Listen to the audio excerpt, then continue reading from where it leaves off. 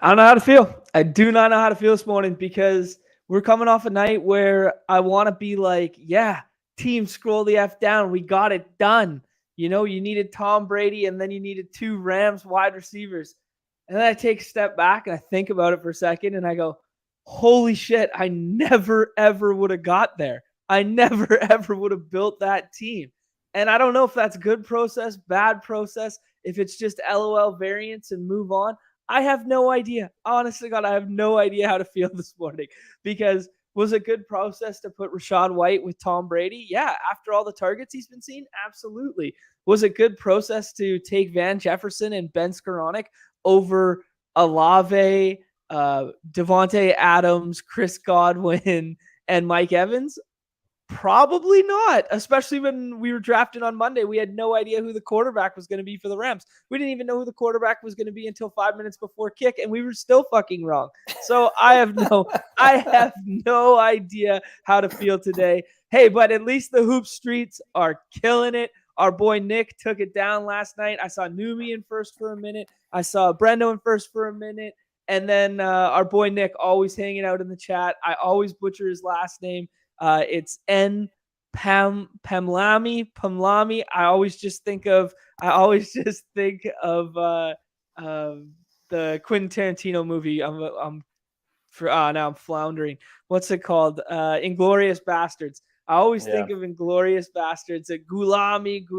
Every time I read his name because I know I'm gonna butcher it. But big shouts to Nick. That's sick. You love to see the brigade getting it done.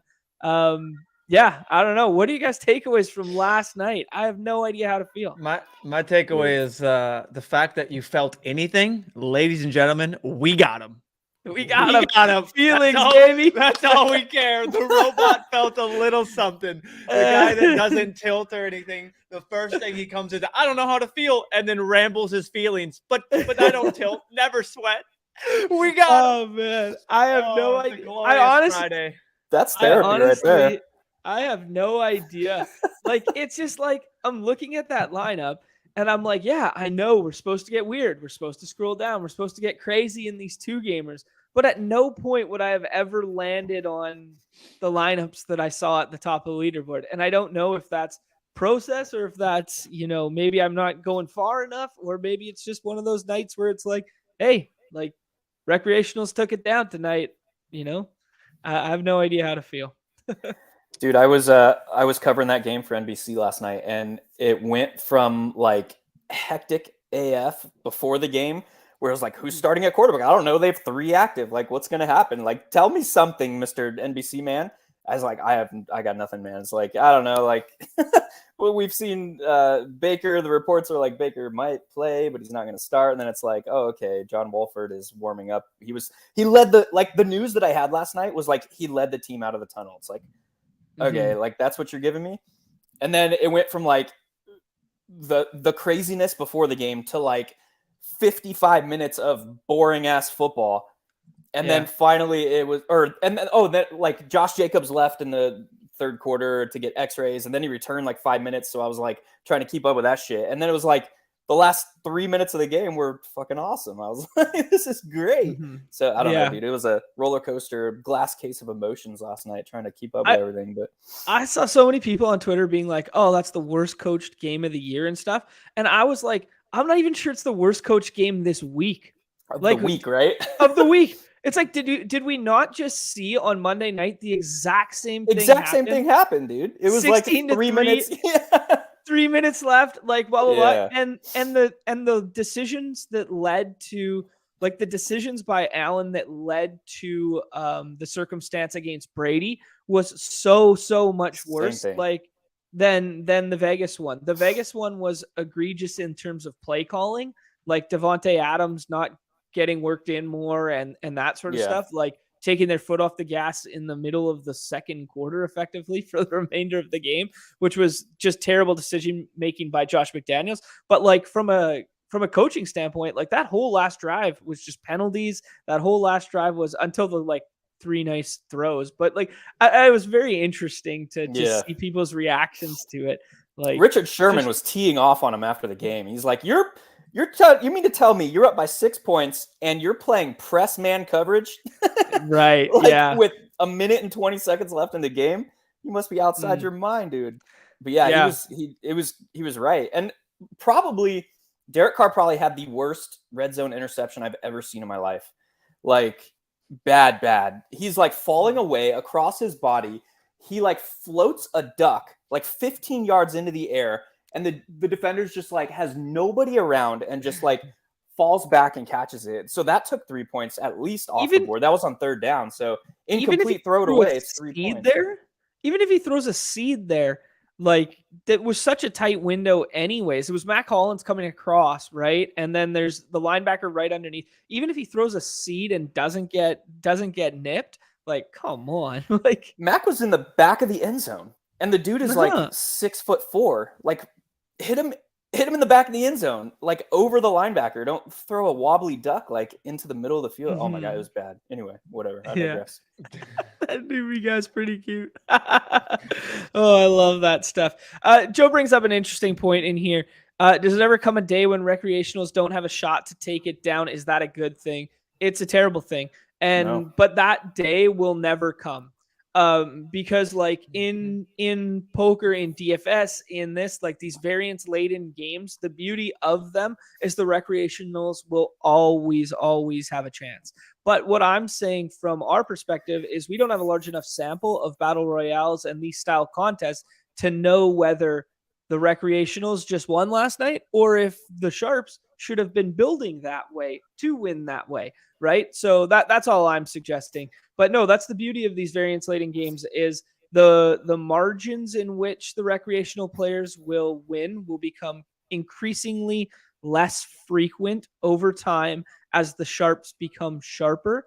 But that does not mean that the recreationals don't have a chance to win.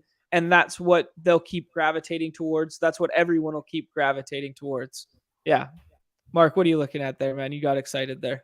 Dude, Croatia just freaking gnarly 1-on-2 in the box and just had a chance in overtime, but no good. No good. Still tied. I was I was doing facial expressions at you, dude. I was like, yeah. Numi, you're muted right now. Are all those World Cup games just going to overtime and PKs like recently? Like I swear. Yeah, dude, it's been pretty tight. Well, I mean, I think both of the ones that went into overtime were Croatia. Like they got through on penalties in the first game, and then now they're taking Brazil to overtime. That's what happens when you have one of the best keepers on planet Earth, and you just tighten it up, right? Oh yeah, dude, that dude is like a little spider monkey back there. Yes. Actually, last time World Cup was on and Croatia made the finals, I was in Croatia for that. It was nasty. It was so exciting. Yeah, it was so cool. Yeah, I think it was 2018. Let me guess. Like Michael Jordan and the 96 Bulls were there too, just hanging out. No. It was with the Lakers, man. With the Lakers and Kobe. Oh yeah, my apologies. Yeah. Oh man. Let's talk a little bit about this. Let's jump right in. Let's talk a little bit about this upcoming slate here. It's not as fun to draft as last week because of like the combinations and stuff that we're ending up with. But I think that's a good thing. B, we have to force ourselves into deviation. It would be the second thing I bring up. And one thing that I want to pick your brain a little bit here on, Mark, is the prevalency of premium stacks. Does this deter us from going there? Should we be looking to build contrarian stacks? Should we be looking to unstack talented players in good spots? Should we be looking to backstack different stacks in the same game environment, but weird ones? I don't know what the answer is. What are you thinking, bud? Yeah, so it's a really dynamic and interesting slate in the sense that we have like we have probably 4 of the top 5 quarterbacks from a expected like a weekly range of outcomes on the slate. The problem is that Josh Allen is in a difficult matchup against the Jets. Can I add something there? They have please. not given up a 300-yard passer this season. And yeah, just throwing that out there. People seem to like not be buying into the Jets defense from the sense that you've seen even in DFS, we've seen like expected, or we've seen a lot of ownership on offense is playing the Jets still, like into week 14. So it just feels like people are not paying them their due respect. But yeah, so like you have Josh Allen against the Jets. You have Patrick Mahomes against the Broncos, who are, have been top 3 in points allowed per game the entire season. And then you have Jalen Hurts against the Giants. But although that's not like an extremely prohibitive matchup, they are like top 3 in red zone scoring, touchdown rate allowed. And we know that the Eagles are not going to light up the scoreboard just because. We know that they are top 3 in pace of play in the first half. We know that they lead the league in scoring in the first half. But we also know their pace drops all the way down to 30th in the second half. Brazil just scored. Shoot. Their pace drops all the way down to 30th in the second half, and they're like bottom 5 in second half scoring. So it's like they need to be pushed. Are the Giants likely to push the Eagles here? Like, probably not. There's been one game this season where either Jalen Hurts or one of his pass catchers has gotten there in a non-competitive game, and it was that A.J. Brown 3-touchdown first half. So it's like it's a little thin if you think about like coaching tendencies, previous production, how this team tries to win, considering their opponent this week in the Giants, who they are just trying the Giants last game, their tie against the Commanders, I think perfectly sums up how Brian Dabble is trying to first win games and then second, approach the season. He's trying to kick the can as far as he can and try and steal games. He knew going into that overtime, they played an extremely conservative overtime.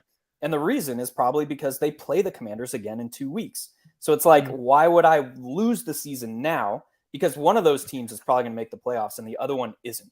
So he's probably like, why would I want to lose the season now when I can just win it later or not lose it now and just kick the can? So that's how he's approaching games too. He's like, let's get to the fourth quarter and weird shit happens. Let's try and come out with a victory.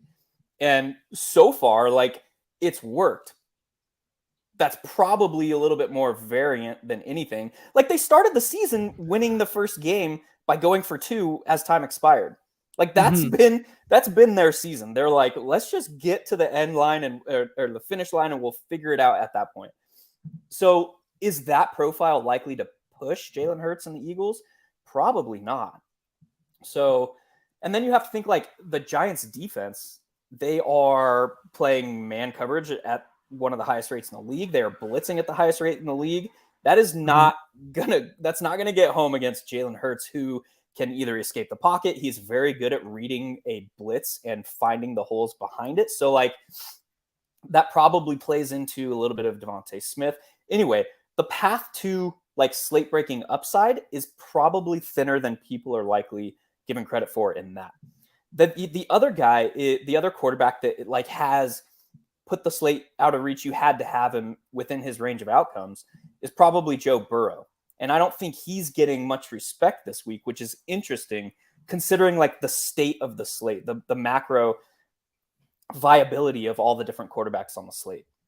That also brings, we talked about it a little bit on the last podcast, but that also brings, I think, guys like Caleb Huntley, who mobile quarterback going largely undrafted in DFS, his price is 5,500 on DK. So that is viable. That is more viable on a week like this, where it's if he throws for 201 and rushes for 81, he's sitting at 25 fantasy points. So that's a little bit more viable on a slate where the quarterbacks carry a little bit more uncertainty.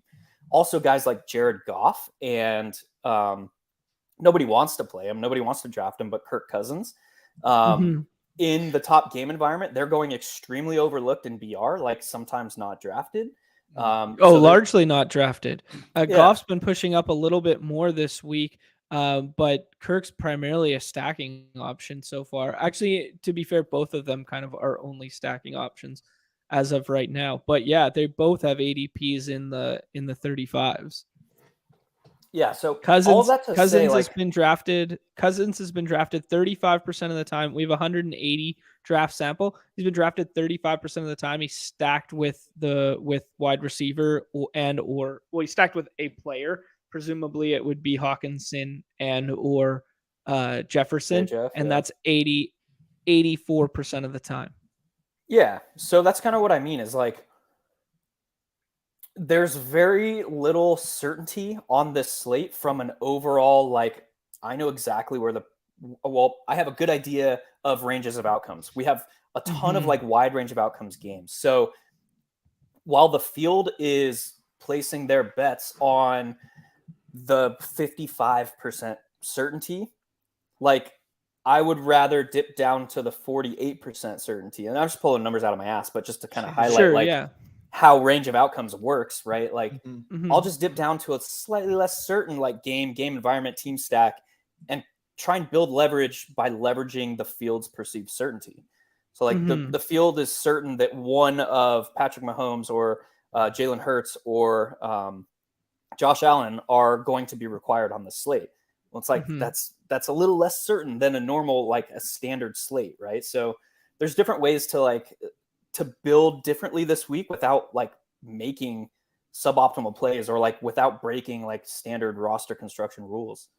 Cool. Yeah, I like that. I like where your mind's at in a big way. This does set up well for like big GPP bro style weekend where you lean into like, because we love to pretend we know exactly what's going to happen. And that's why I led the show with last night, is because it's a classic microcosm of us thinking we know better than what actually happens, right? Like we have a team that's only a 6.5 point favorite, and everybody's out here building 5-1 showdown lineups in the Raiders' favor. Everybody's out here drafting Jacobs number 1, Adams number 2 in all of the Monday, Thursday contests and the Thursday, Sunday contests.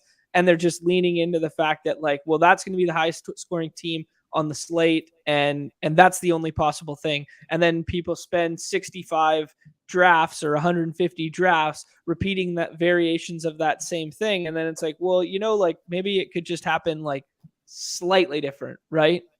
Like, yeah. Maybe we don't know how imperfect humans are going to perform on a given day. Exactly. Yeah. Speaking of imperfect humans, led the show with cover boy Joe Mixon, Joe Misdemeanor, as I like to call him. I've turned off my moral compass for this week, and I've just leaned the fuck into Joe Mixon. His ADP is just keeps pushing up and up and up. And we were getting him in the last round. Now we got to spend a 4th or a 5th. ETR has pushed them all the way up to their second running back off the board inside their top 10. What are your thoughts on that game environment, Mark, and that, Joe Mixon in general kind of thing? I love the game environment because going back to like how game environments like blow up, it's less so has to do with like team composition. It less so has to do with coaching tendencies. It had more like the biggest driving factor is like individual upside, like who can house the 80-yarder. And it's like, okay, well, we've got some guys in there. Nick Chubb can do that. Jamar Chase can do that. T. Higgins a little less so because he's primarily like a prototypical X type wide receiver, but there are paths to that game environment blowing up. The Joe Mixon is an interesting case because of the uncertainty at running back on the slate, in the sense that like the top running back off the board in these drafts is Derrick Henry. Well, he's like, that is probably being ballooned by the fact that like everyone's like, oh, Derrick Henry against the Jags, like dating back to like 3 years ago, he just crushes the Jags souls. It's like, well, Jags are a little bit different team this year. They're top 5 in like adjusted line yards allowed. They're allowing like just under or just over 4 yards a carry. I forget off the top of my head, but like they're a little bit different defense. So that is where we are most certain in a yardage and touchdown back in a now difficult matchup. Okay. This slate is fucked. Right. So there's a lot to say about that. And then like the second running back off the board is what, CMC. And then it's like into the Dalvin Cook and Nick Chubb of the world time. Dalvin, Tony Pollard sneaks in there between those two. And then now we're seeing Mixon pushed up in that past Nick Chubb range. We're seeing Chubb fall, Mixon rise. We're seeing Dalvin Cook stay about the same. Yeah. So with Joe Mixon, he is a nod to the fact that that game probably has the second highest like upside from a range of outcomes perspective on the slate from that game environment. The first one being Detroit and Minnesota. So that's purely a function of like, hey, there's a lot of uncertainty, but we're fairly certain that this game carries some significant upside. And he's going to be expected to be like 75, 80% back on the favorite in that game. So that's probably the function of what ETR is seeing, why we're seeing the bump on him.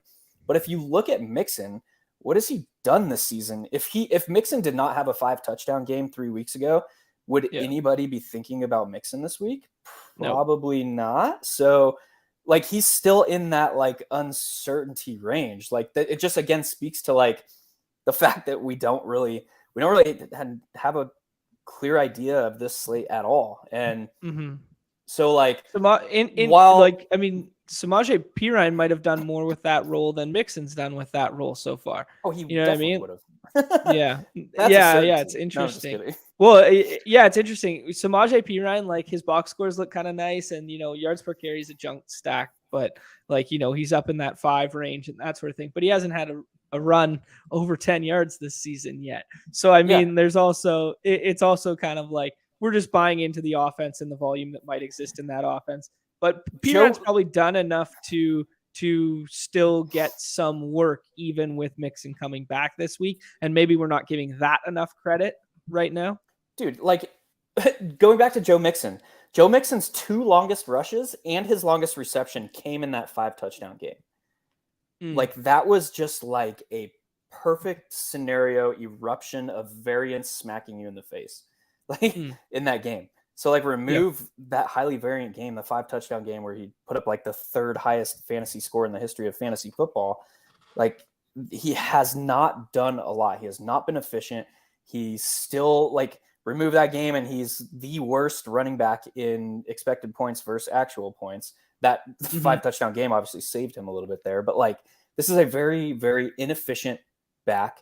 It's a team in the Bengals where Zach Taylor is not like going out of his way to scheme Mixon the ball in space. All of his receptions are like very, very low upside generating. They're not like designing screens for him where you have blockers out in front. It's just like his targets are like against a linebacker over the middle of the field. And that's like, okay, go. It's like, it's kind of hard to make shit happen with that. Right. So I don't know. That was a long spiel on the fact that I'm much lower than the field on Joe Mixon. I'll gladly let like ETR inflate his price. Like what is different? Hold on, let me see something. The team total of the Bengals is 26, right? Yep. They are home favorite, favored by 5.5. So what is different about Joe Mixon than a guy like Miles Sanders? What is different? I think from a perspective standpoint, it would just be perceived usage. Like I would say that like the Gainwell plus blowout risk of Boston Scott presents more, red zone impediment would be the word that I would choose. That would probably be it. Another example, what is different between Joe Mixon and Dalvin Cook? 25 implied team total. In the top game environment. Yeah. So like, why is one getting pushed up while Dalvin's falling? I don't know. Like, are we certain that Joe Mixon is going to outscore Dalvin Cook? Probably not. Are like a team like the Panthers, they have a 20.5 Vegas implied team total and their running back is expected to see similar work to Joe Mixon. Like why is Dante Foreman, why is he going undrafted when it's like, let me just throw all my He's probably going undrafted because you just said Chuba Hubbard instead of his name. That's right. Probably why.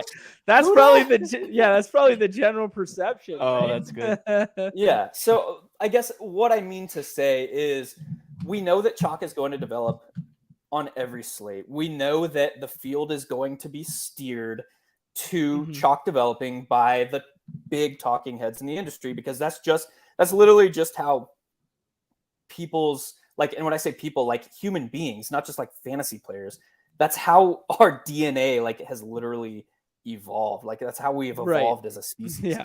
We like dating back to like the dawn of man. It's like, how do I survive? I survive by sticking together and like blindly it's replicating these behavior patterns Yeah, of yeah. those So around me.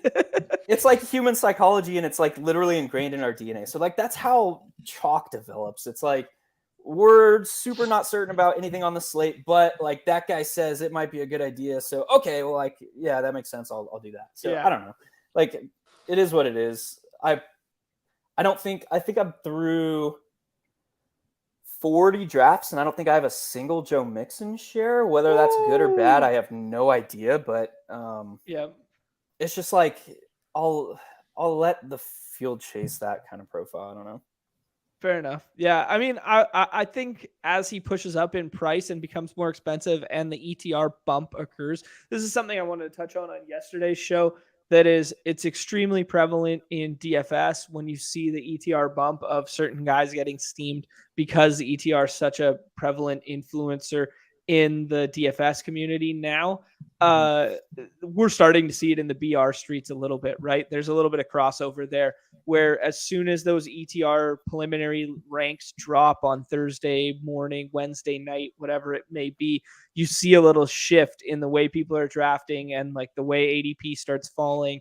Like they have Josh Allen as their 101. Now all of a sudden, the Josh Allen stack's a little bit harder to come by in certain rooms. Some people are running naked Josh Allen because of it. Then you see the Burrow or you see the Mixon thing push up, yada, yada, right?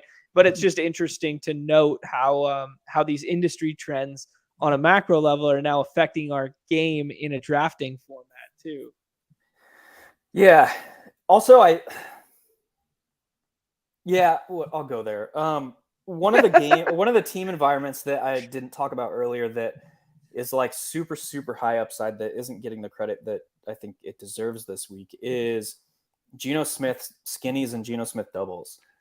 Baby, preaching to the choir, baby. That's all we were building on Monday. Yeah, someone's been listening to the Badge Bros. Oh yeah, he loves it. The Seahawks are second in pass rate over expectation over the last 4 games. And that's second to only who? Like another team on the slate, the Bengals. So yeah, there are. Then it's like, oh, by the way, like they have their top 2 running backs are expected to be out. And it's like, why are we getting all excited about like Travis Homer because DJ Dallas and Kenneth Walker are out when it's like this team is very clearly wants to pass the ball now and they're very, very concentrated. So I don't know. It's super easy. What the hell? Croatia just scored. Jesus Christ. Ooh. 1-1, baby. I can't talk so much, man. I got to watch more footy. This is what I want to hit on here. Christopher bringing up that overthinking the top stacks. He loves the 3rd round elite, but max correlation with field is approximately 16%. That's max correlation if you're thinking about just your own roster. In theory, if you do a draft, every single quarterback can be stacked every single time with an elite pairing. So when we're thinking about cumulative stack percentages, we got to think outside of just our own. So max correlation of only 16% is not true because we see when we pool our drafts together in a sample such as this, that in our 181 drafts, we're seeing Travis Kelce stacked 56% of the time. Because even though we didn't take Travis Kelce in that draft, somebody else did, and somebody else has the opportunity to stack with Mahomes. So just a little bit different way of thinking about the entirety of it, opposed to thinking about just our own isolated rosters and our own exposures, thinking about the field in general. I keep harping on this because we're seeing numbers like we've never seen before. Like Jalen Hurts stacked at 64%, Travis Kelce at 56, Josh Allen at 64. Like these are really pigeonholing ownership in terms of like one of the quickest ways to get different is to just stack with a different stacking partner or to just stack completely different game environments entirely. Like how about a little Purdy and Christian McCaffrey at 0%, right? That's gross. It is, but that's what takes it down. Just because we're on the topic, I want to bring this one up here real quick.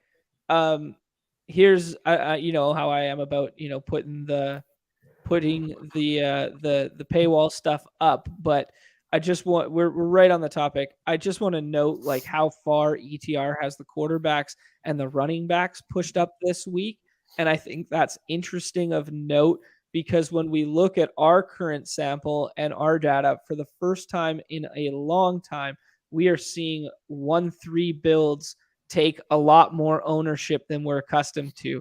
Over the last couple weeks, we've seen this 1-2-2-1 in the north of 70 range. We saw it at 80 1 week. So it's just interesting to note that when ETR comes out with their ranks, we might see a slight shift here because they have these running backs thrust up so heavily comparative to what ADP actually reflects is that Jefferson's a first round pick, Amon-Ra St. Brown's a first round pick, Diggs is a first round pick, Jamar's a first round pick, and AJ Brown's a fringe first round pick. Yet they have them all dispersed like this. So if you just plug and play these rankings and auto draft, there's like a 0% chance you'll ever get any Stephon Diggs. So it becomes an intricate balancing act to see where we come out on this. I don't know. Thoughts, gentlemen? Don't look at rankings. Yeah, That's my I thought. mean it's something that's very conceivable. I think it's nice to know. I've always been team don't load the ranks and just build intelligently. I don't know. I'm still going to look at the ranks. I'm still going to look at the projections. I'm not going to upload them and draft off them, but it's just interesting, right? Oh yeah. I'm gonna check something real quick. Numi, what do you think? Yeah, I don't draft off rankings. I just draft off ADP, and then I'll have something up on the side, as a direction or a tool. But I mean, yeah, you can definitely have these up just to see where they rank players. You can upload them in an Excel file and add them into any rankings. Let's talk about that real quick because that's a really interesting point. Like, there's the dating back to like season long best ball. There's the draft off ADP and there's the fuck ADP I know better crowd, right? Like that's the two big like talking head bump and fist type of like discussion. There was a dating back all the way to like the 18th century. I'm gonna get like super nerd game theory theoretical here. Dating back to like the 18th century at the county fair in Plymouth, which is in Great Britain. There was an economist at the time that did a study about like his theory pertaining to game theory in projecting crowd behavior. And it's basically the premise is like the knowledge of the crowd is more accurate than even experts in a field. He did a study where he had 800 people at the fair try and guess the weight of an ox. And he said, whoever guesses the weight correctly within whatever standard deviation gets to take home the meat from the ox. And so 800 people, including butchers, including people who are supposed to know a little bit more, like would be considered experts in the field of knowing the weight of an ox. Like he had Joe Schmo, like fornicator off the street. He had like vagrants. He had just a random sample of people come in, 800 of them, to guess the weight of the ox. And what he found was the average of the entire 800 people was closer than any one guess, including all the experts. So that is the 800 people, the collective, are better at just like the knowledge of the sum is greater than the knowledge of the singularity. So the knowledge of the sum in a game like best ball is ADP. The knowledge of the singularity is rankings. So that's an interesting, like my mind went directly to like, that is directly pertinent to a game like best ball, where it's like over time, the collective will be better at projecting things than the singularity, and if that's reflected in ADP.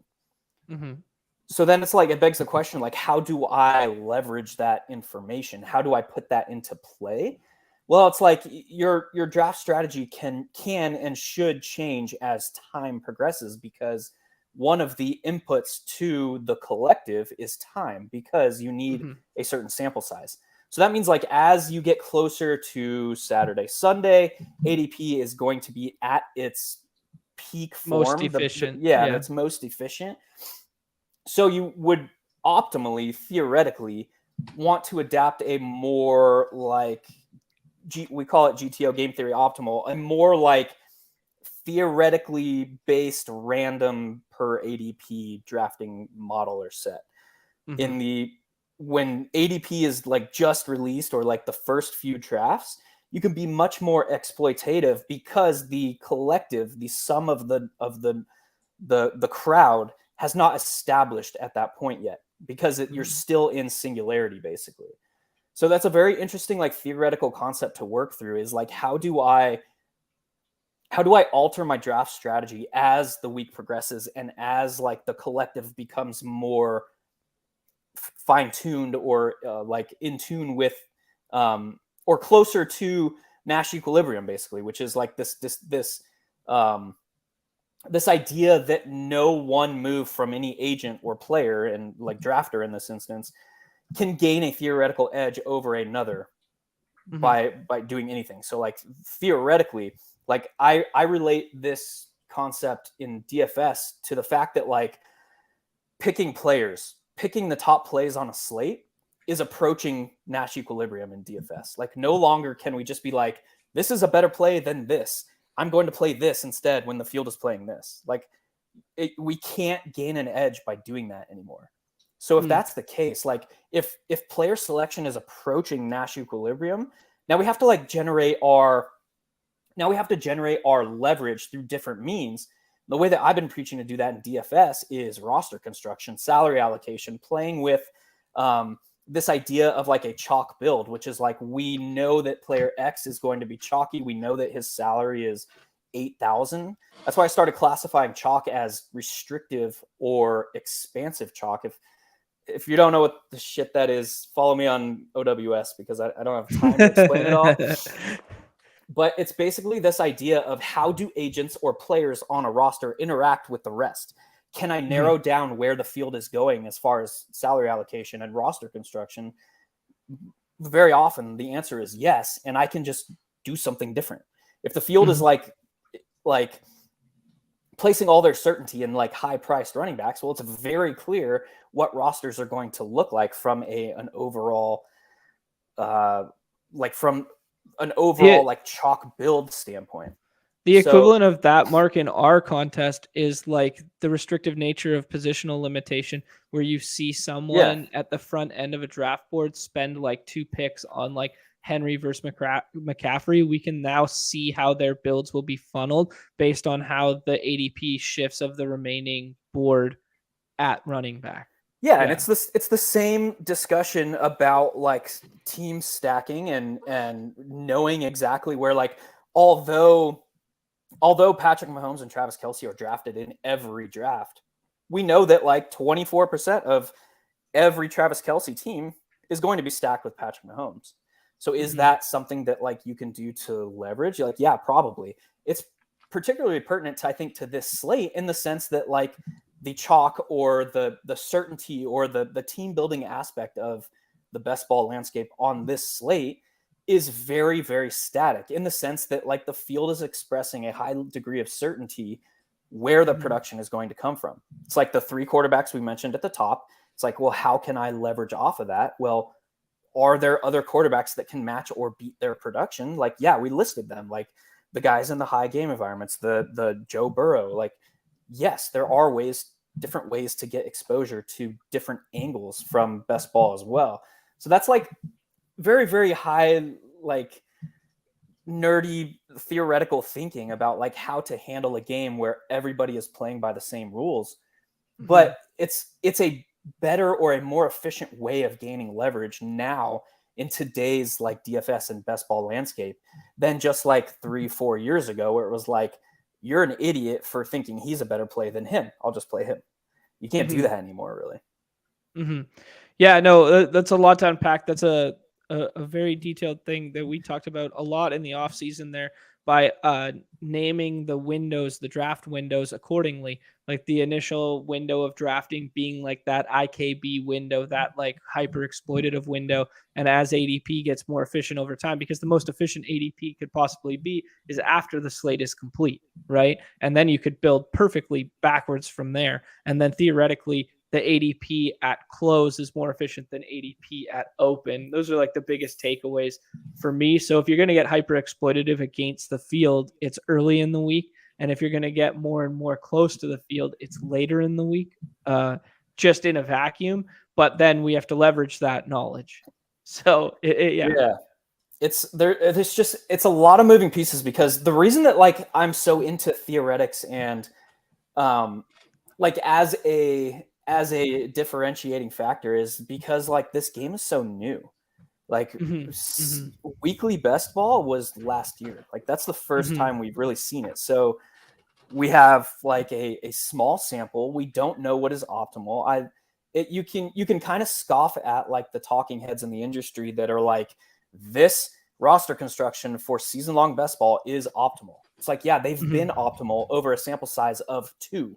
Like we have 2 or 3. 2 iterations. Yeah. Yeah. So tell me what's optimal, Mr. Man.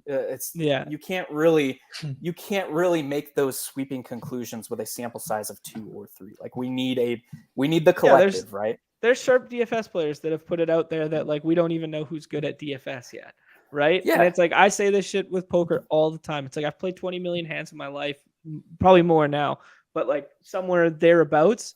I think I'm good. Like, you know, like I don't know for my certain. My results suggest I'm good, but like there's this mindset, this like dichotomy that you fight yourself in variance laden games for the remainder of your life, where like you go on a downswing for 2 weeks and you go like, holy fuck, am I even good at this anymore? Like, am I even smart? Like, or have I just been lucky for 10 years, right? Like, but that you extrapolate that sample size, right?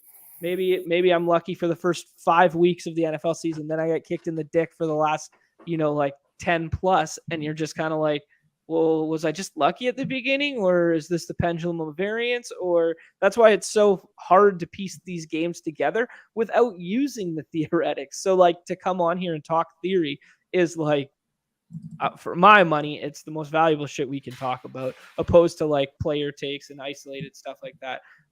Guys in the chat talking about some sharp stuff that I didn't pull up articulate. Chads, dude. Yeah, I didn't articulate this well. What, you want the question first, or you want the question? Yeah, that's interesting. The short answer is yes, but the long answer is it depends. So just to reiterate, the question is there a difference in predicting future outcomes in this theory versus static, like the weight of an ox? So bringing it back full circle to that initial spot. From a top level, the answer is yes, in the sense that there's one variable in predicting the weight of an ox, and that variable is, what is the weight of the ox? Like, what did that guy eat in the morning? Did he take a shit? Like, okay, like there's one variable. In a game, like in a very I forgot. Fuck, man. Whatever it's called. In a game with as vast of outcomes as DFS, as any fantasy game pertaining to a sport, you have variables like you have weather, you have the fact that these are human beings playing a game, you have the fact that we have a sample size of coaching tendencies, but is that a perfect like 1-for-1 comparison into a predictive nature of how they're going to handle things in the future? No. Like look at the Eagles last week, like their run first team, and it's like, okay, well, they came out and saw that their opponent was better attacked through the air, and they did that. Like we assumed that they were going to do that, but we had no idea. We didn't know for sure if they were going to do that coming to that game. So there's so many variables. There's weather, there's wind, there's the surface of the field that they're playing on. There's communication errors. There's the fact that 11 people are playing 11 people on a field, and there's all kinds of different variant acts that can happen when that is the case. So like there's many more variables when you're talking about like predictive nature of like statistics in a game that is already a highly variant game. So while like it's not a perfect 1-for-1 comparison, the idea and like how to theoretically harness that idea is kind of the big picture there. Mm-hmm. Yeah, I think that's well said. Dude, Yeah, it's Croatia not just as beat Brazil. Holy shit! Sorry. holy shit for real. Yeah, they beat them in penalties again. in Second game penalty. in a row, advancing on Oh my PKs. goodness, that's wild. Choo. Sorry, I And they're digress. just getting it done now. What's the captain? Number 10. Brazil or No, Croatia? Croatia. Dude, he's been around forever. What the fuck is his name?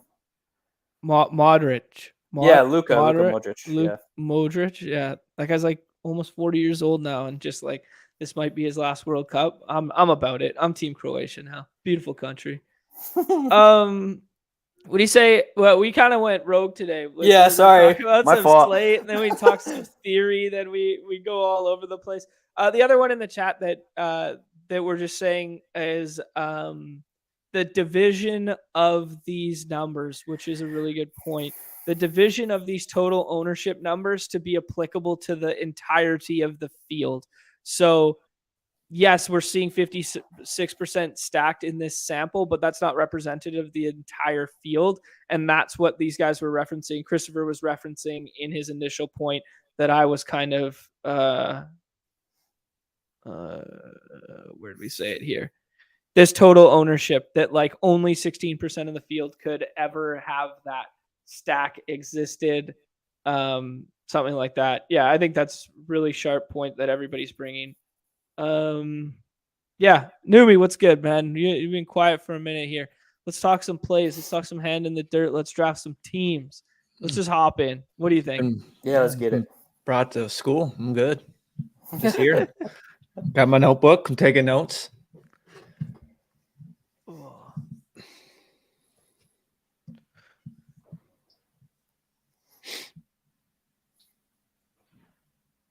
There's another name I want to throw out there that I'm going to put in the article.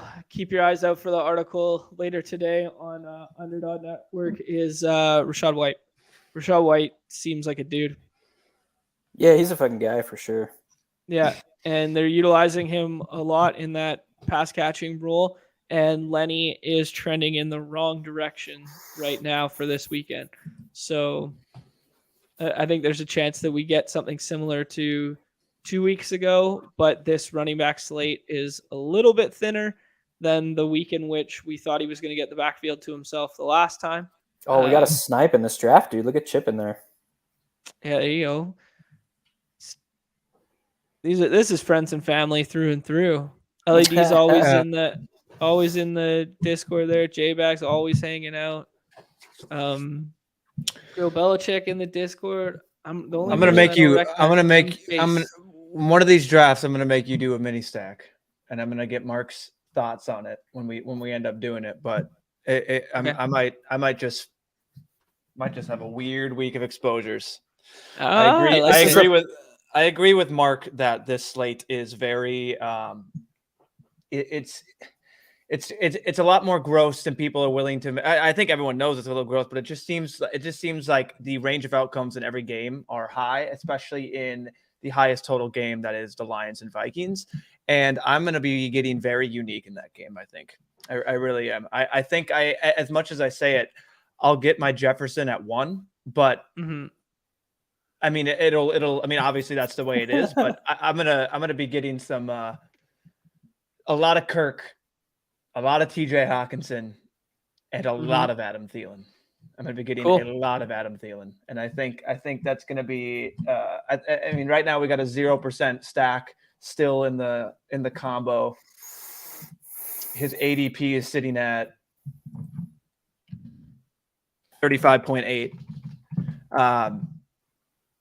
Minnesota. So just per PFF, we have a second best matchup for offensive line for passing this week.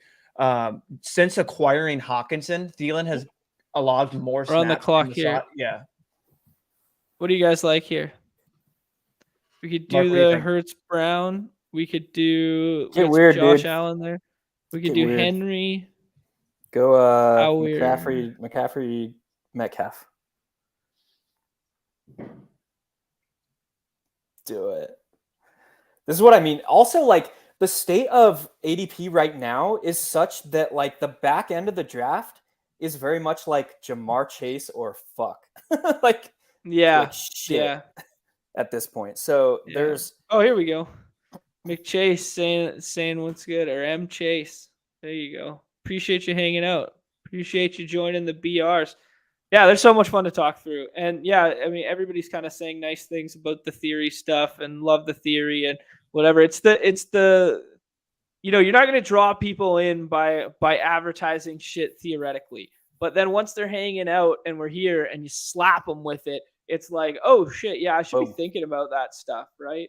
We were doing a lot of that stuff in the 1 week season, summertime, because there's so much game theory to these contests that, like, I know at the root of it all, we're all the phone shitter, bro.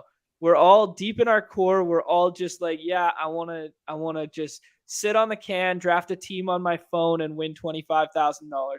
That's who we all are. Believe me, that's who I am as well. But if you take these games to the next level and you start treating them a little more serious than that, which all you sickos are doing if you're drafting 20 of them a day kind of thing, you got to start applying some of this theoretical stuff as well. Truth.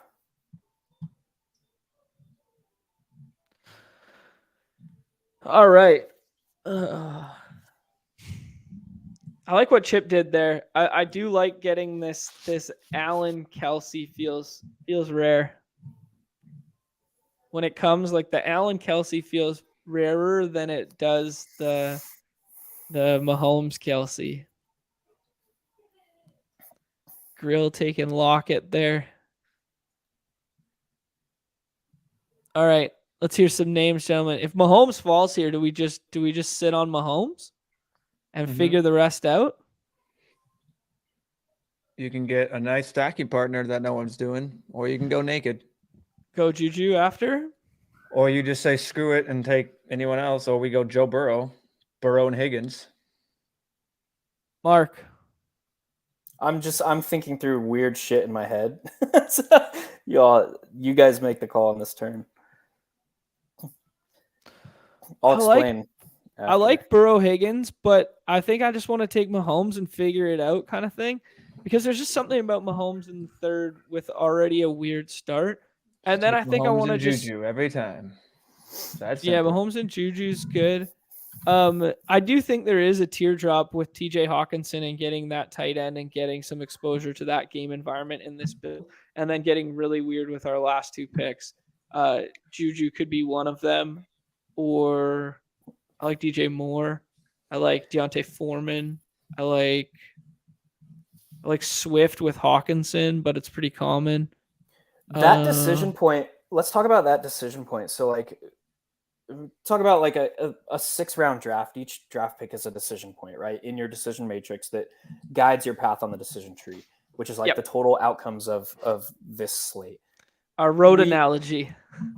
Yeah, exactly. The road and the traffic and the lights and the shit. From the sense of, like, trying to be unique, the field understands the fact that, like, going off script helps build uniqueness. That changes your direction down that, like, game tree. The mistake that I see the most, or the theoretical mistake that I see the most, is like, I did one thing at one decision node differently. Now I don't have to do anything else. Yeah. So that's kind of that decision point of, like, that's why I said, like, I was just thinking of weird shit to do right there. You guys make the call. But I think, like, if you are committing to doing some fucked up shit in a draft, you got to hold your foot on the gas. Keep going. I've talked a lot about it. I've talked a lot about that in terms of when you take someone with like a 30-something ADP in the 4th round, and then you buy a value in the 6th round of a 20, it's like people are like, "Oh, I got weird." And it's like, "No, you didn't. You didn't. Yeah, you just flopped them." So yes. To Chad's point in the chat, does it negate the weirdness of the start? Sort of. But we're gonna bring that full circle. Yeah. So what I was thinking at that decision point in the third, fourth was like getting weird with like taking like a DeAndre Swift, Jerry Judy, or like Mahomes Judy, which Mahomes Judy has probably been done a lot, or yeah, I think like, you'd be. I don't think Mahomes Judy's been done a ton. We could check do. after this. What do you think about this? Mahomes, Judy, Juju. Schuster is done 0 in the sheet. Yeah. Okay. So that's what I would do here. Let's talk about Judy, man. You want to talk about Judy real quick? Sure. Let's hear it. Judy has something stupid like a 6.0 yards per route run against cover one. Okay. And the Chiefs employ that as like their base man coverage scheme. So there's upside with Judy this week, I think, that a lot of people are not paying full attention to. Other like individual matchup tendencies against whatever scheme matchups that are pluses this week are Garrett Wilson. He's being drafted every draft. His name. Yeah, actually, I kind of had pick 36 last night. So some people are just souring on him a little bit for whatever reason. I'm gonna save this one right quick here, and just so we could talk through it 1 second here. Yeah, any other names, Mark? Yeah, let's keep rolling. What schematically about the Garrett Wilson one makes sense? He's just a fucking beast against zone, and it's like the Bills play only zone. So that negates a little bit of the fact that like Tre'Davious White is back, that their secondary is a little bit healthier. Yeah, I saw that. That's good. He missed it.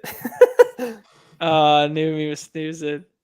Chip saying if he had $1 every time Numi's mentioned Thielen. I didn't even get to go in. I didn't even get to go into the actual stats for Thielen. Yeah, get it. Bring him after. Cut off. Oh, you want him?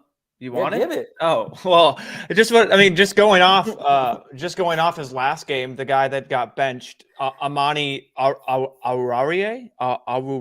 It doesn't matter. He's no longer mattered. That's when Thielen brought that in for 6 of 8 targets, 61s and a touchdown. That guy's benched. Since Hawkinson now being a part of Minnesota, Thielen has now logged 30% of his snaps in the slot, 45% wide right.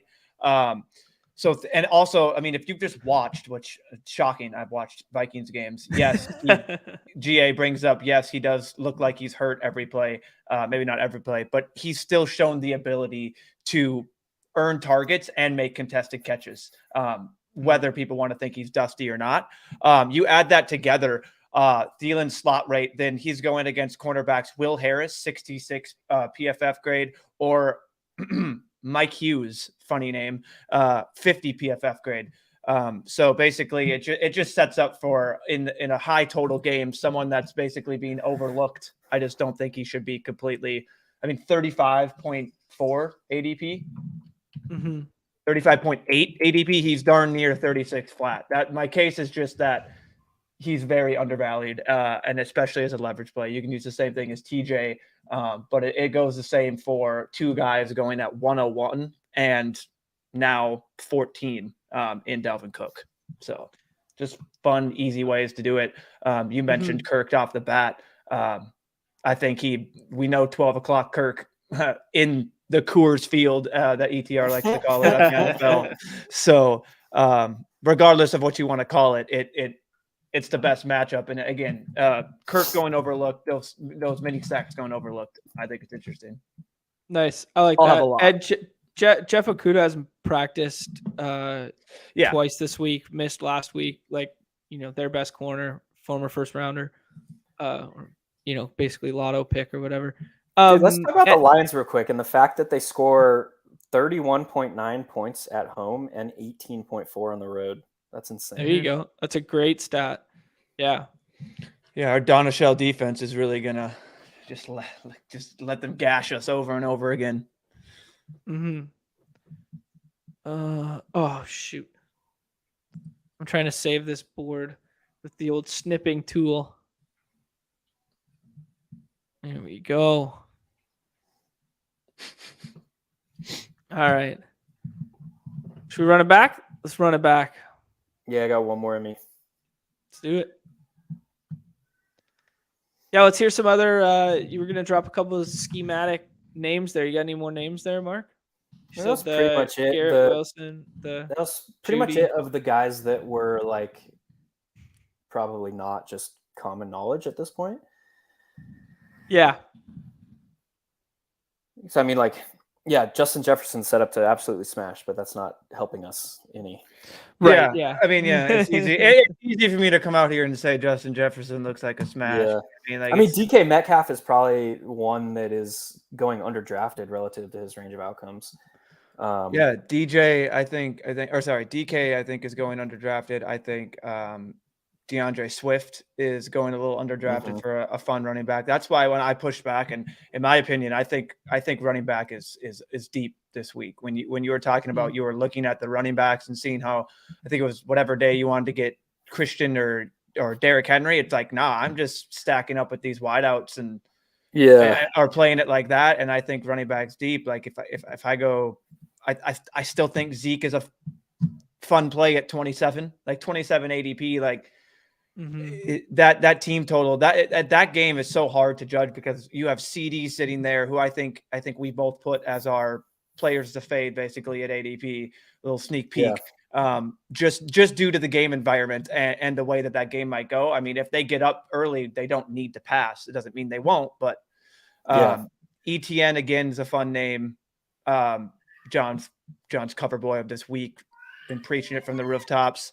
I think Miles Sanders. I mean, just going with projection, a bunch of ceiling projections to ADP. Sanders, Pacheco, fun running backs again, basically in the 30s ADP, definitely viable. Yeah, I would describe the running back position as flat this week, and just like there's not like. Do we like Amon-Ra? Like had to have guys. Do we like Amon-Ra best out of this group? Amon-Ra Chase. Yeah, getting something about getting Amon-Ra at 4 feels nice. Yep. Oh, yeah. Let's DJ Chark's also been growing on me a tiny. Come to the dark side. DFS, man. Yeah, he's been, and I shouldn't even say a tiny bit. He's fully grown on me, so I'll have DJ Chark. Full chub on Chark, dude. What do you guys like here? Dalvin over like the CMC tier and that sort of stuff. Just build out the correlation. There's no point in like trying to get something through here and then work Dalvin on the way back. Then get weird. Yeah, fuck it. All right. I'd be interesting to see that correlation. The Dalvin plus. Yeah. Because Dalvin is a bit of a reach for where like we were at 3rd, 4th pick, which is where Amon-Ra lines up. So like you'd have to do like let's guess. I'm guessing it's 21%. 4.3. Oh shit. 18.7. Oh, that's good to know. 18.7. Now you're gonna get weird. Yeah. You nailed it. Nice. This is setting up to be a Jared Goff team if I've ever seen it. Yes, sir. So like interesting. Think about, I was thinking I wanted to make it a Geno team and give myself outs at this Geno backstack. That's and cool. get you can just do DK without Geno. That's true. You can do that too. True. It gives you outs too. That's like let's check DK stacking.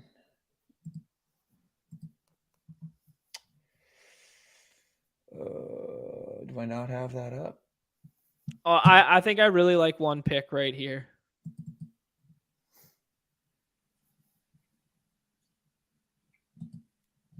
I think I know exactly what I want to do with this roster, and I want to know if you guys think never mind. Now I don't know. I wanted to go Hawkinson there, and then I wanted to go Foreman, and then I wanted to go Goff. You want to go Higgins here? Swift or Higgins probably makes the most sense. I think both of them are probably equally as unique. Okay, let's take Higgins.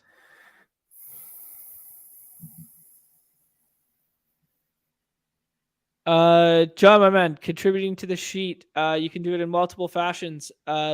Join the Deposit Kingdom Discord, the Badge Bros channel, link in the bio below. And then any draft board in which you save, there's a pinned thread tab there for saved draft boards. And you can just upload them after you're done drafting, and everybody kicks their draft boards in there, or as many as they can. It's pretty hard when you're multi-drafting and doing them. I miss so many draft boards when I'm doing multiples at a time, but we try and contribute as many of them as we can. And then big shout out to Chad, as always, compiles all that for us and builds out these beautiful spreadsheets. Like, it'd be really easy to go like Swift Goff here. No, we got no more spots at tight end. Disregard. Yeah. Oh, okay. Greg Dulcich. I was gonna ask you guys. I'm warming up to Njoku as well, but Yep. Dulcich for sure. Njoku's a big one for me right now that I'm really liking as a run back in that game environment. For my two would be Dulcich and Goff, but I can do anything. You can go Dulcich Gino and- or Goff here, yeah. Sure. So let's wait on quarterback and then take the tight end first, because these guys got quarterback dialed up anyways. Yeah. Why not Kittle? Kittle just as a one-off. You think Kittle's a Yeah. break the slate kind of guy? He always is. I don't know. No correlation needed. No. Sure. Because that offense isn't necessarily concentrated. Yep. But if you think about like Brock Purdy, where's he likeliest to be looking? Likeliest like schemed usage to Debo, schemed usage to McCaffrey. schemed and not schemed to CMC, and then Kittle. So like Ayuk probably takes the biggest hit with Purdy in. I would think. Now, someone was citing the other day that the okay, here, let me talk through something real quick here. You guys said Goff. I like Gino. My thought process. Okay, I don't think it's like a binary thing. Like, I don't think it's a 1-0, but I do think that my thought process with quarterback matters a little bit in terms of like where else the ball goes. And actually, I guess it doesn't matter with these two quarterbacks. Which one do you guys want? Gino, probably. It's likelier that if you in a vacuum, if both of those offenses succeed this week, it's more likely that some of that production flows to the running backs in Detroit when compared to Seattle. Right. So I don't know. Yeah, that's kind of where my thought process was going. My thought process always goes with selecting quarterbacks late as well, is what options are being drafted at a near 100% frequency that they impact, right? So like if my touchdowns from Jared Goff start funneling to DeAndre Swift versus if they funnel elsewhere, like how much leverage are you gaining on the field? I think it's why I like Cousins better as like a pick. I don't know. It's really hard to say, actually. I don't know. I'm just thinking out loud, really, where it's like if Gino's scoring touchdowns, but Lockett's 100% owned, like how much leverage are we getting with those? Whereas if Tyler Huntley's scoring touchdowns that are not to Andrews, you're reaping all the value of those touchdowns, right? I don't know. It's interesting. But I think the other variable is like, what do you need to be GPP viable on this slate from like an individual, like just take a random wide receiver. It's probably at least like at bare minimum, like 5 catches for 100 yards and 2, or like 10 catches for 130 yards and 1, right? So what are the profile of wide receivers that can get you there? So like if Huntley tosses 3 touchdowns, how likely is it that 2 of those go to Devin Duvernay and he also puts up 5 for 100? Probably less likely than DK Metcalf going 9 for 120 and 1. So like, I don't know if I think there's a lot of theoretics in that discussion. Like, is what's more viable or what's more valuable to that equation, like from a leverage perspective? I don't know if there's a right answer, to be honest. Like, yeah, I'm not sure there is yet either. That's why I like to bring it up, but I don't know if it's right and or wrong. Like it's just interesting to think about, like, when selecting one-off quarterback or back end skinny stack, how he's impacting the other players in the player pool. Yeah.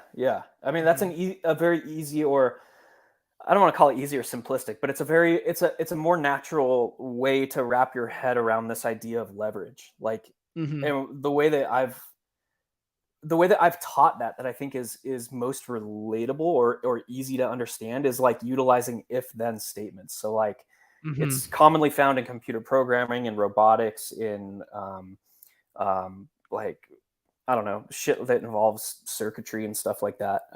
Whatever, electronics. I don't know what the hell. But like the if then statement, like if player X does this, then player Y does this, or like if player X fails, then player Y succeeds, or like the way to like think about this idea of leverage in more simplistic terms. So like think through those like if then statements. If Amon-Ra St. Brown scores 2 touchdowns, then it's highly likely that Jared Goff is putting up 3 or more. If like in thinking about like how a game can play out through those, or by utilizing that tool, I think helps to like simplify the idea of leverage. Like, how do I build smartly? I don't know. Right. Yeah, no, I like it. Yeah. Man, these games are so fun. There's so much to talk through and think through. That's just like the game. And then there's so much to talk through and think through that's the sport, right? It's like, it's good. Yeah, Joe, appreciate that. Hit that like, hit that subscribe, hit that follow. I know Mark's got hard out, got to go do another pod. Numi's got hard out as well. I might just hang out for another 10 minutes here, run one more draft, and talk about this chart for a quick second if people want to hang out with me. Anything to add, boys, gentlemen? Pleasure as always. Great stuff. Good luck to everybody this weekend. Good luck in hoops. We'll be hanging out in the Discord. Keep an eye open for the article. It's going to drop later this afternoon once I ship it Hayden's way. Yeah. See you, boys. Pleasure, you gentlemen. Peace out. See you guys. Bye-bye.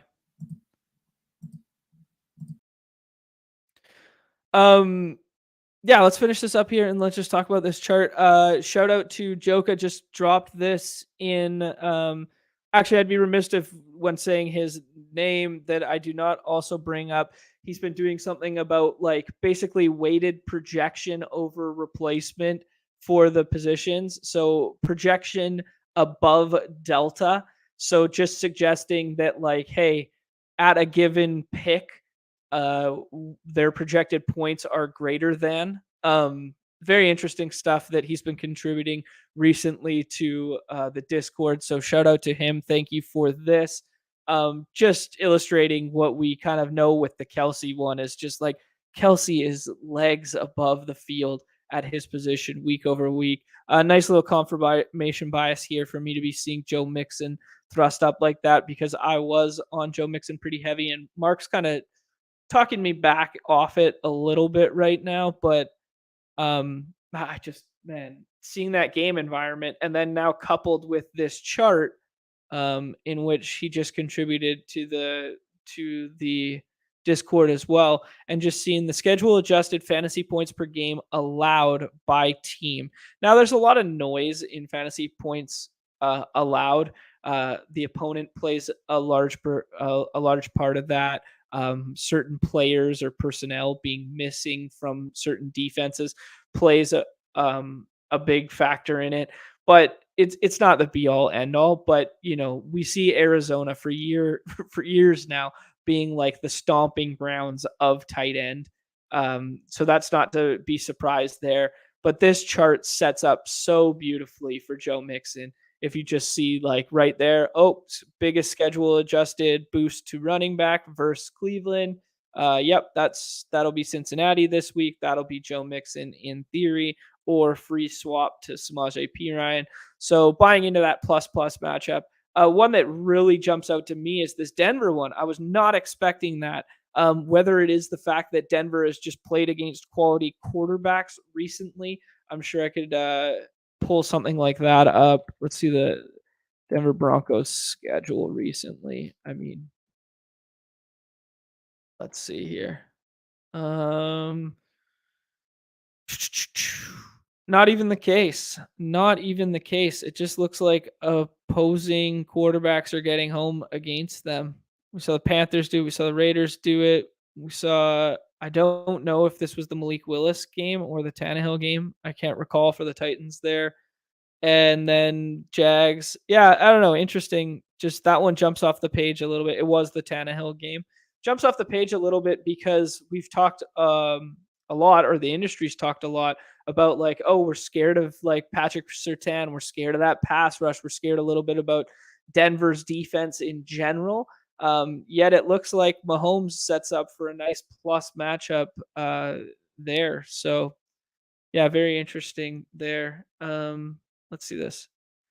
I think the adjusted portion is accounting for much more over average those defenses are giving up. Yeah, for sure. Yeah. I definitely, yeah, it's weird when you're looking at projections and you're looking at stats like these to not double count, to double count matchup, to double count whatever. Like so frequently we'll look at a projection and we'll go like, oh yeah, he's projected for 14 points this week. And then we'll go, yeah, but look at this juicy matchup and whatever. And we'll forget that like, hey, the projection bakes in that matchup. We can't double count that. Yeah. Anyways, just some cool ones to bring up here. Chip bringing up some other noteworthy ones. Charts the winning lineup is Goff, Mixon, Miles, Amon-Ra, Christian Kirk, and Hawk. Yeah, I mean, if you're just looking flat off this chart, that's a pretty fun way to look at it. The Miles Sanders one, I hadn't given a ton of credit to yet. It's growing on me. That one's growing on me for sure. Let's jump in one last draft here and then caller. I just wanted to bring up those two little charts there. Oh.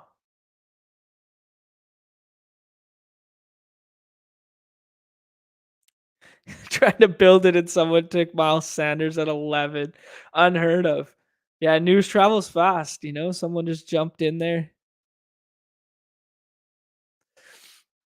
Oh, man.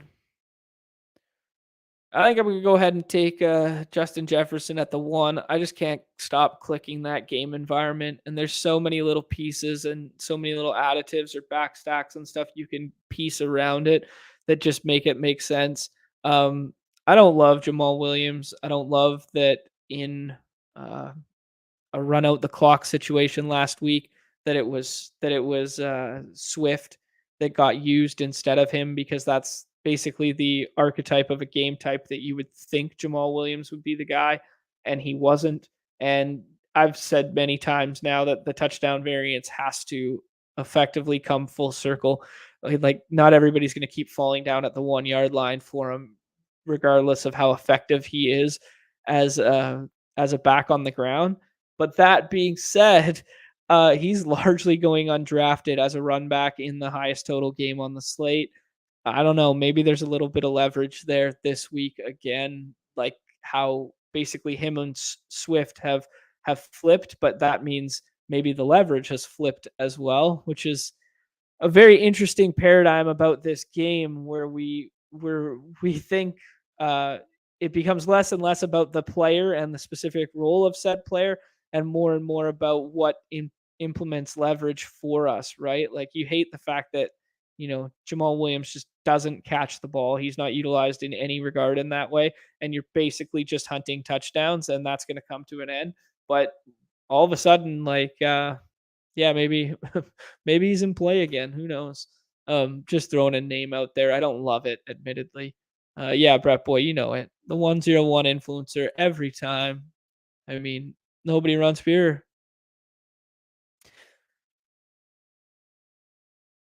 Man.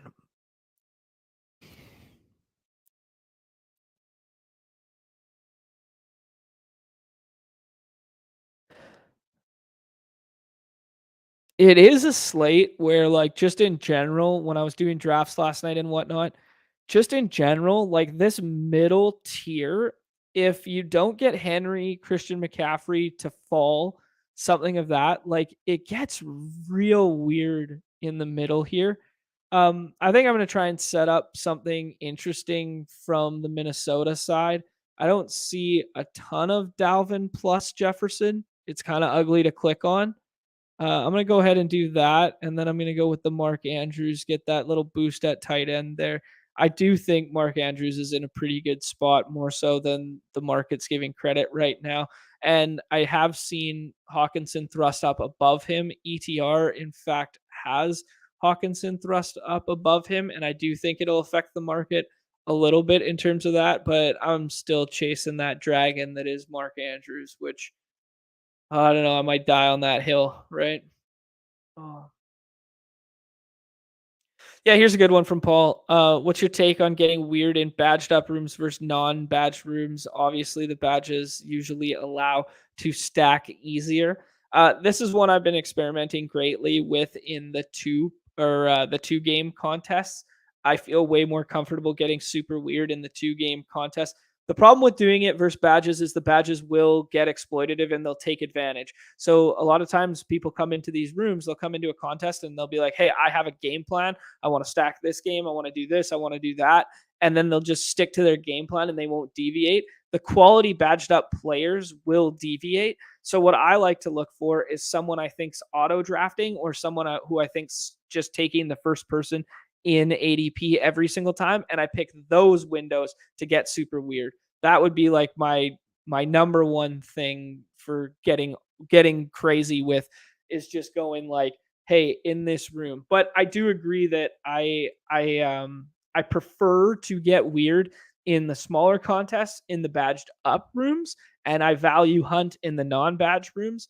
Whereas in these bigger, the 6-man contests, I think I like getting weirder in like the badged up rooms.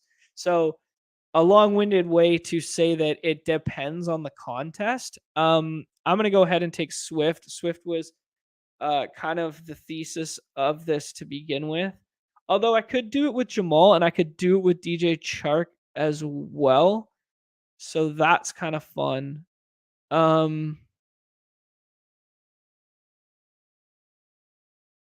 Yeah.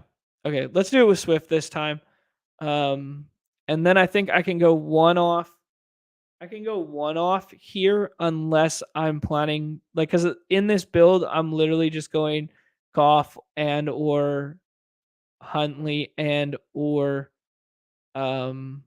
Cousins. And I think I can just go one off at wide receiver.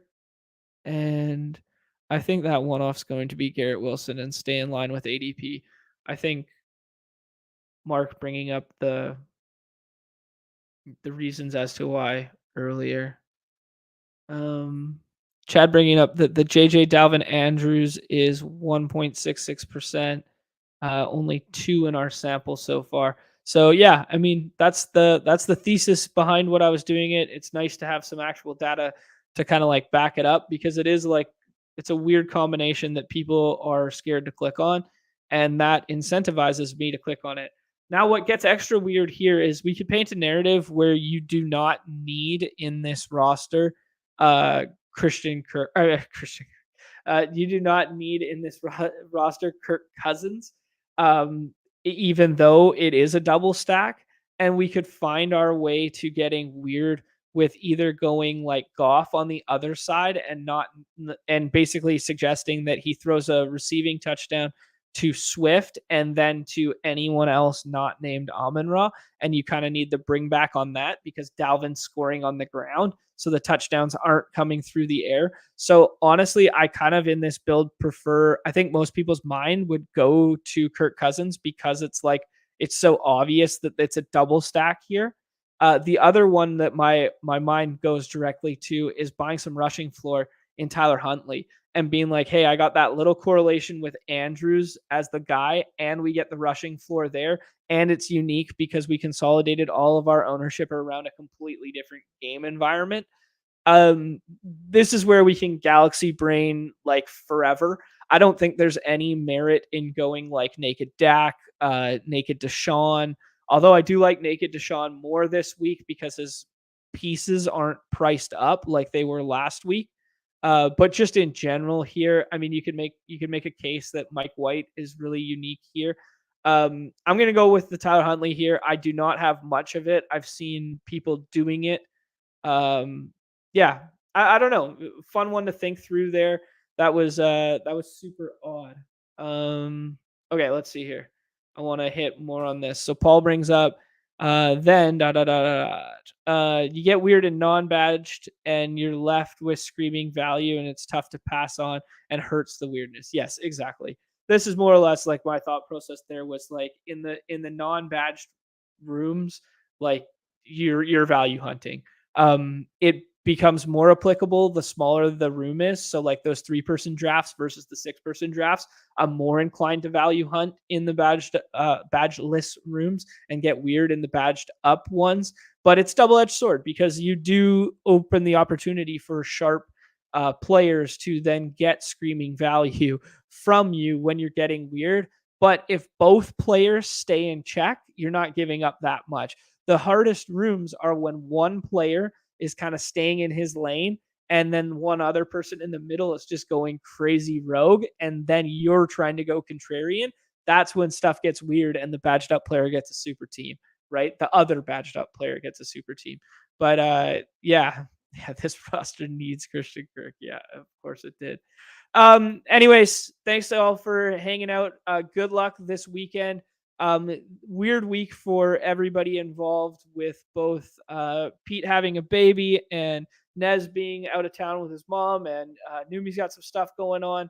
So no Discord hang today. Apologies for that. There'll be no Discord hang. But keep your eyes open for our article. Will be coming out later this afternoon on the Underdog Network there. I imagine it's this afternoon or tomorrow morning, so keep your eyes out for that. The definitive Battle Royale article, many are saying.